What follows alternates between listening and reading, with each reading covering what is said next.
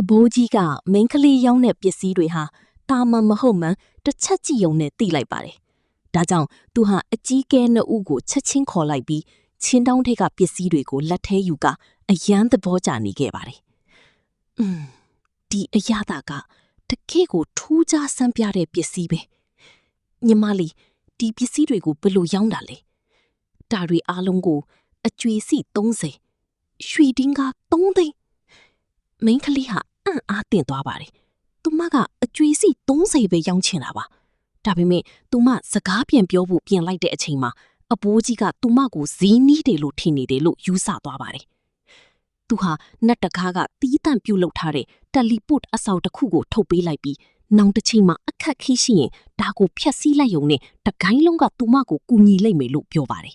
။မိန်းကလေးကတော့ဒီအဘိုးကြီး3ယောက်ဟာယူနေတာလို့ထင်သွားပါတယ်။သူတို့စိတ်ပြောင်းသွားမှဆိုတာကြောင့်ပစ္စည်းတွေကိုအမြန်သိမ်းပြီးအိမ်မှာကိစ္စရှိလို့ဆိုတာထွက်ပြေးသွားပါတော့တယ်။ဒါပေမဲ့အဘိုးကြီးတွေကလည်းမင်းကလေးစိတ်ပြောင်းသွားမှကိုစိုးရိမ်နေကြတာပါ။ဘာလို့လဲဆိုတော့အဲ့ဒီအသီးတွေဟာတာမန်အသီးတွေမဟုတ်ပဲကြင်ကြံသူတွေအတွက်အစိမ့်တက်ဖို့အရန်အရေးပါတဲ့နတ်အသီးတွေဖြစ်နေလို့ပါ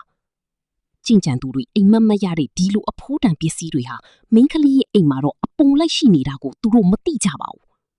တကယ်တော့ဒီမိန်းကလေးဟာ21ရာစုကနေကြင်ကြံချင်းလောကထဲကိုလွန်ခဲ့တဲ့3နှစ်ကရောက်ရှိလာသူပါ။သူမမှာကြင်ကြံဖို့ပါရမီမပါပြီးမြဲနတ်အဆင့်စိုက်ပျိုးရေးစနစ်တစ်ခုပါလာခဲ့ပါတယ်။မျိုးစေ့လေးချလိုက်ရုံနဲ့ပေါက်လာတဲ့အသီးအနှံမှန်သမျှဟာကြင်ကြံချင်းလောကမှာတခိကိုအဖိုးတန်လာပါတယ်။ဒါပေမဲ့သူမကိုယ်တိုင်ကတော့ဒါတွေကိုမသိပဲသူမကိုသူမအသုံးမကျတဲ့သူလို့ပဲအမြဲတွေးနေခဲ့ပါတယ်။ဒီမမုံသီးတွေစိုက်ထားတာ3နှစ်ရှိပြီ။ဘာလို့မမှန်သေးတာလဲမသိဘူး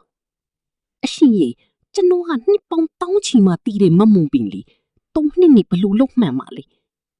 ဒီတစ်ပင်ကြီးကတော့သူ့တခင်မဘယ်တော့မှသူမရဲ့တခေစွမ်းအားကိုတီးမှလေဆိုပြီးတွေးနေမိပါတော့တယ်